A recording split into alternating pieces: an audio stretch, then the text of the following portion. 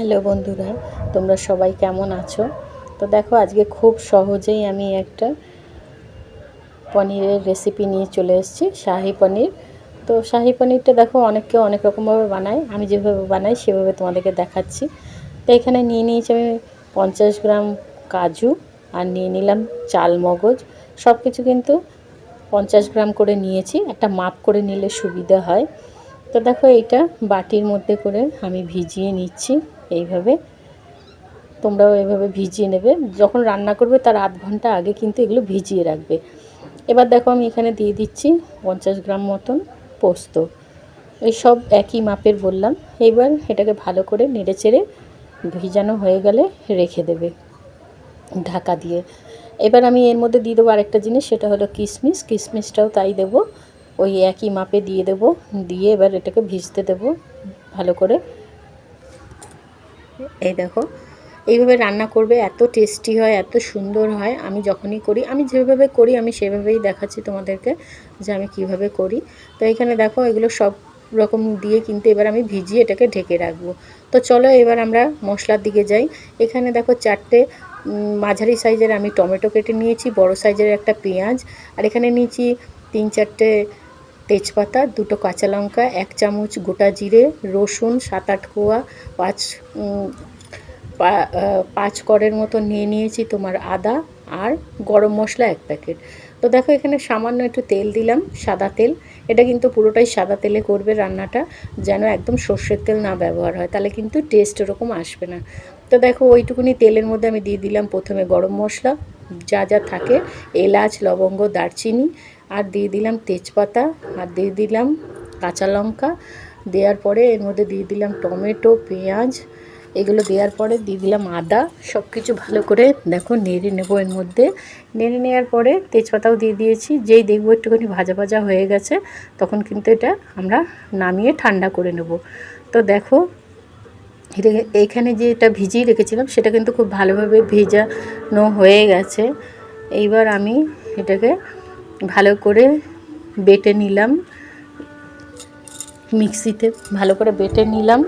এবার এই যে টমেটো আর এই যে যেগুলো এখন দেখলে, সেগুলোকে এই যে দেখো যেন পুড়ে না যায়, এগুলো সেইভাবে ভালো করে ভেজে নিতে হবে। ভেজে আমি ঠান্ডা করতে রেখে দিয়েছি। এবার দেখো, এখানে আমি পনিরগুলো 100 গ্রাম পনির, 100 গ্রামের বেশি আছে, 150 গ্রাম মতন।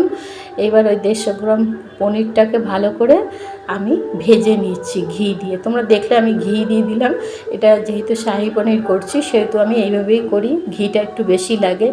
ঘি দিয়ে এই দেখো এবার ভালো করে আমি ভেজে নিচ্ছি।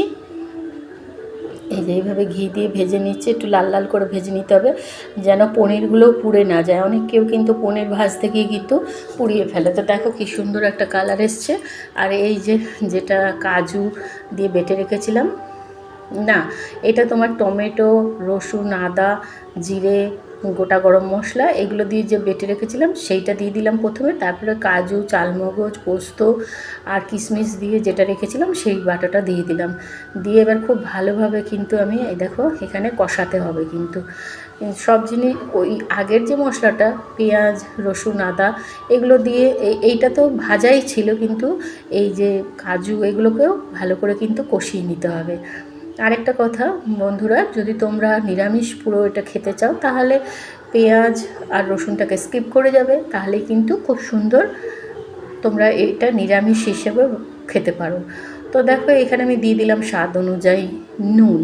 খুব ভালো করে কিন্তু বারবার এটাকে মানে নাড়তে হবে। তুমি যদি ভাবো যে এটা কষানো হচ্ছে বা নাড়বে না, তাহলে নিচে লেগে গেলে কিন্তু টেস্টটা কিন্তু একদম খারাপ হয়ে যাবে।